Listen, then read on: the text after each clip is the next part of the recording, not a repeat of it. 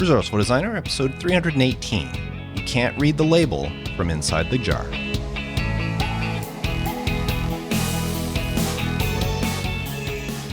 Welcome to the Resourceful Designer podcast, offering solutions to streamline your graphic and web design business so you can get back to designing. And now, your host, who's never tried one of those online viral challenges, Mark Decote. No, I never have. I've never seen the point of any of these, whether it's dumping ice on myself or eating a spoon of cinnamon. Whatever the challenge is, I've never actually tried any of them. Some of them are amusing to watch at, but I've never had a reason to do one myself. Oh well. Now in this week's episode, I want to reflect a little on what we do for our clients, what we do for a living, what we do for our business, and how we can't really do any of this stuff alone. I mean, we can try, but if you truly want to succeed in this career, you need to get other people involved. And that's the point of today's episode. So let's get right to it.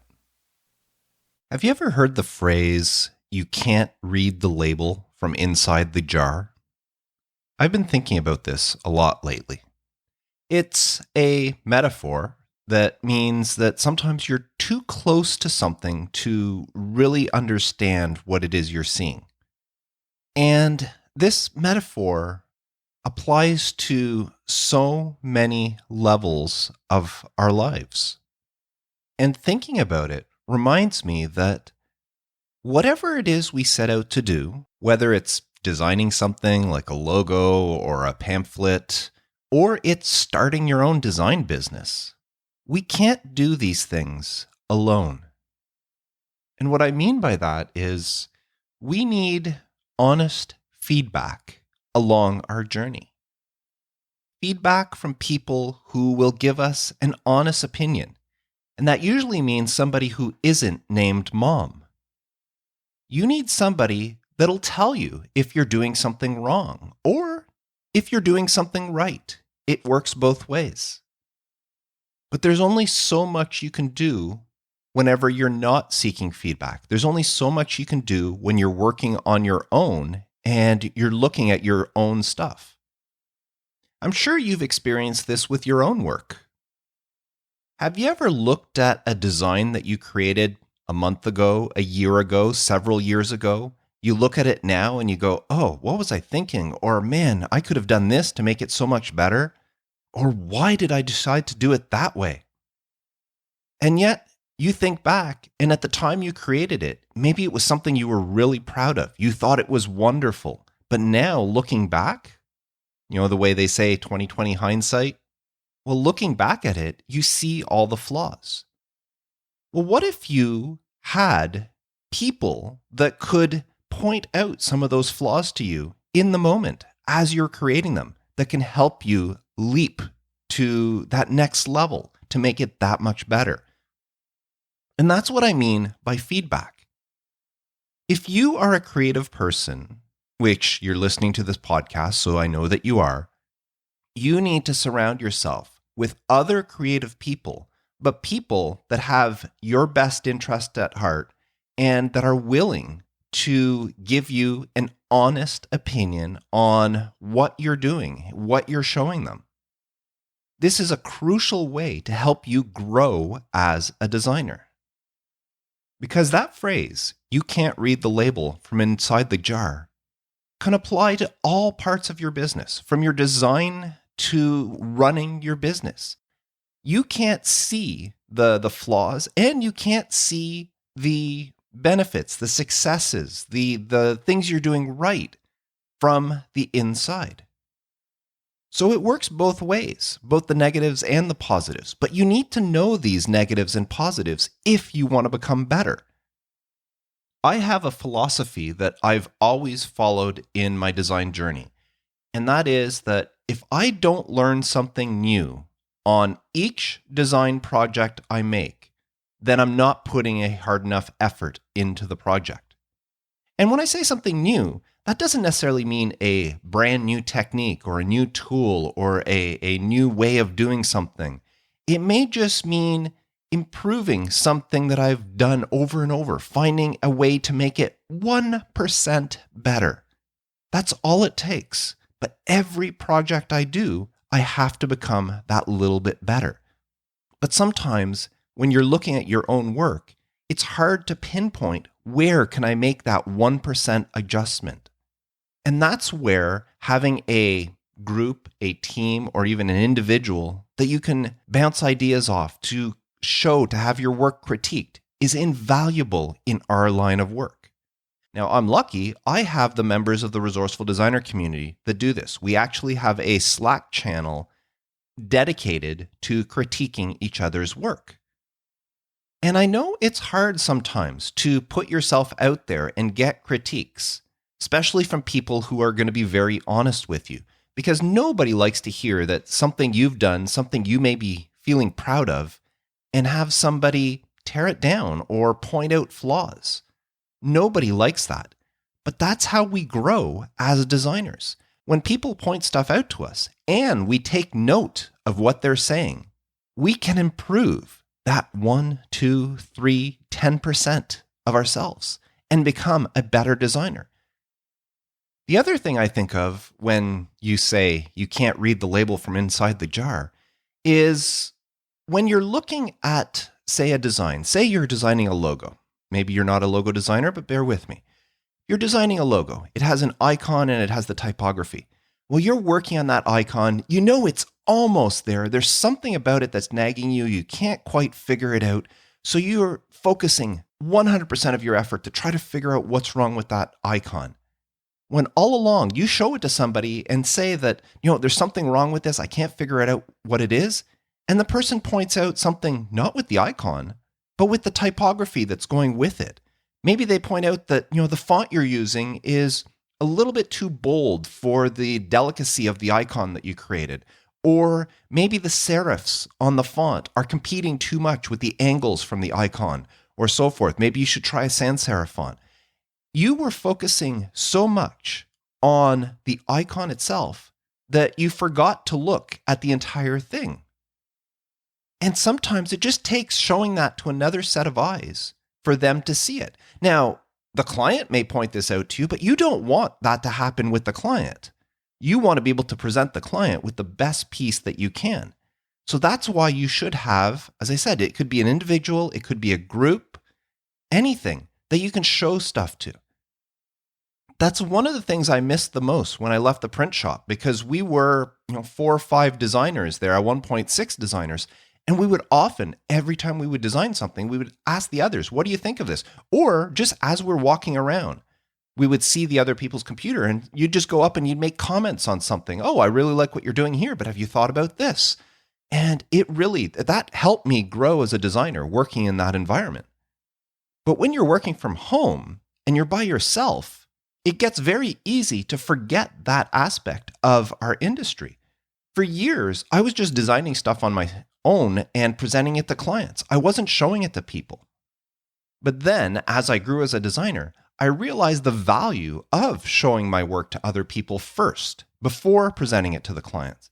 And now I'm thankful that I have this Resourceful Designer community that I can do this in, because I know the people within the community. It's one thing to show something in a Facebook group that has thousands of people in it, and you get critiques from who knows who. You don't know if these people know what they're talking about.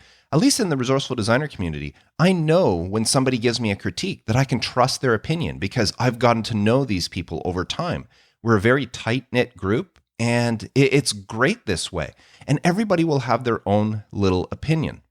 And it is entirely up to you as the designer whether or not you want to accept those opinions or follow those suggestions. Some people will make suggestions because the design is very subjective. You give the same design brief to 10 different designers, and you're going to come up with 10 drastically different designs. So you don't have to listen to every piece of feedback, but every piece of feedback will help you grow as a designer. Like somebody may say you need to tighten up the letter spacing a little bit. Well, that you may not want to do that, but thinking about that may trigger something on a future design you're doing, and you'll think, maybe I should tighten this up a bit. Maybe it's something you wouldn't have thought of. not being able to see the label from within the jar is a real thing. And as I said, it works in not just the negative context where, people are critiquing your work and telling you the things that should be improved. It could work the other way as well. Sometimes you doubt yourself. You doubt your abilities. You're not sure. Some people will call this, it's all part of imposter syndrome.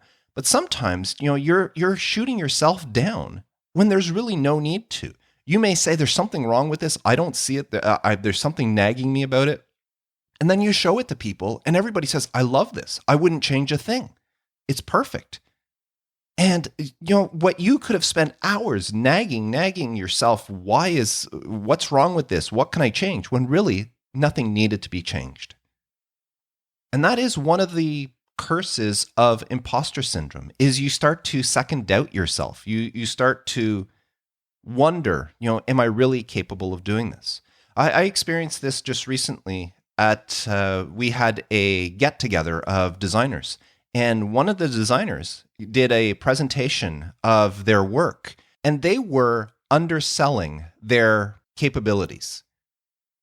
During their presentation, they made several comments on how, they're learning and their work isn't as good as it should be and that sort of stuff. But looking at the presentation, there was nothing wrong with the work presented. It showed a lot of thought, of techniques, of design knowledge. It was very well-designed work. But this designer was second-guessing themselves. They didn't think that they were at the right level yet. And it took several of us to point it out that, yes, they are. So there was a little bit of imposter syndrome going on there, but also they couldn't see the label from within the jar. From inside, they were viewing their work as subpar, as not good enough. It took another set of eyes, somebody outside that jar, to point out that no, what they are doing is very, very good design. So what I'm getting at is, if you don't have somebody or a group of people that you can share your designs, your concepts with, get ideas. And it doesn't have to be a completed design that you show for critique. Sometimes it can be your sketches. You can talk it out with other people. I've got a client that is asking me to do this, or this is the type of client that I have, and I have to come up with a design about this topic or, in this industry. Here are some ideas I have. What do you think? Which direction should I take? And different people will have different ideas. And, sometimes what happens when you do these sort of conversations, somebody may come up with an idea that you never thought of yourself.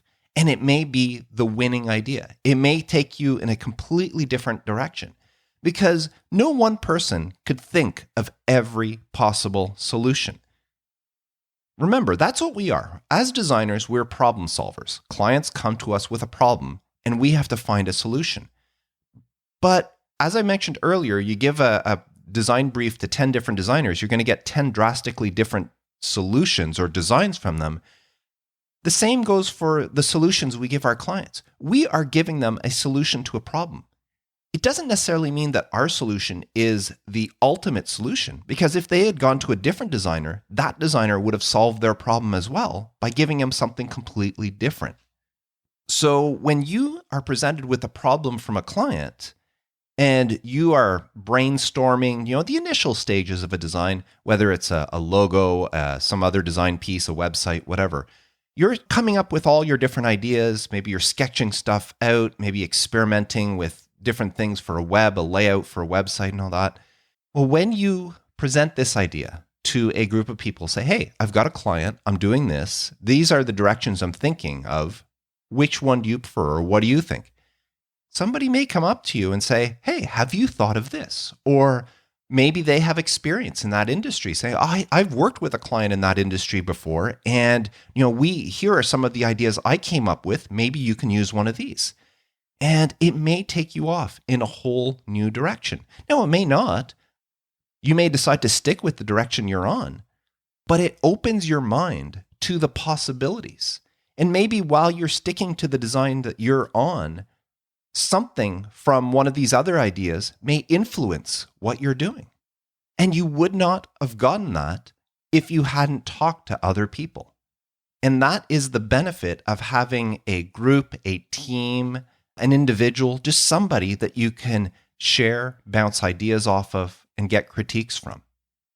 Now, as I said, I'm lucky because I have the Resourceful Designer community to share and ask for help and to offer help in to all these members. And over time, as I've mentioned, we've come to know and trust each other. Now, I would love for you to join the community. You can do so at resourcefuldesigner.com/community. But this is not a pitch for you to join. This is me telling you that you can't do this on your own. Yes, this is your own business. Maybe you're running the thing solo. You have no partners, nobody else. But even a solopreneur can't do it on their own. You need people helping you, people advising you. And these people in the Resourceful Designer community, it's not just critiquing work. We give each other advice on clients. We give each other advice on contracts. We give each other advice on business direction. Sometimes a whole new avenue will open up. I know one designer in the community who kind of pivoted his business a little bit after joining the community and learning from some of the other people in the community, decided to implement things now. And the new direction he's taking his business in is much more profitable than the direction he was in previously.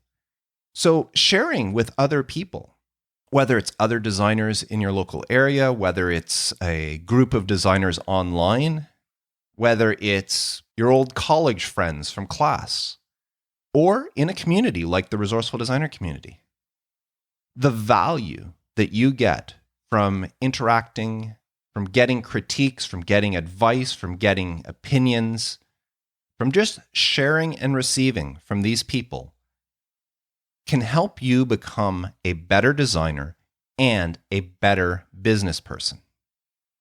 So if you don't have a group like that, I suggest you go out and find one. Just make sure that whoever you use to get advice from is somebody that will give you an honest opinion. And that's why I said mom is never that person, because mom doesn't want to hurt your feelings, and mom thinks that everything you do is perfect.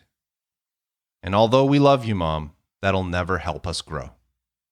So I want you to remember that you can't read the label from inside the jar. And take a few minutes today to think about that statement and how it's affecting what you're doing right now. And that's what I wanted to talk about. Now, as I mentioned earlier, if you are looking for a group of people like this that can give you honest opinions, critiques, give you advice, and just share stuff. Sometimes it's just venting about an issue you're having with a client and just you need somebody to talk to and just say, this client's being a real pain. Listen to what they said or so forth. If you're looking for a group that you can do that with, I highly recommend you try the Resourceful Designer community. There is so much stuff going on within there besides just critiquing work. In fact, several of us just came back from an in-person retreat that we held, where several members of the community, we all got together, spent a few days together discussing business, discussing design, discussing our lives, and how every one of us is different, but we all have a similar goal, to grow ourselves and to grow our business. And we plan on making that an annual event, this live get-together. We have weekly accountability meetings. We have lots of discussion on many topics affecting design and design businesses and all that within the community. And there's more stuff on the horizon to help it grow even more. So now is the best time to join. To learn more, please visit resourcefuldesigner.com/community. So that's it for me this week. I want to thank you so much for tuning in. I am Mark Decote, wishing you all the best with your design business. And as always, reminding you to stay creative.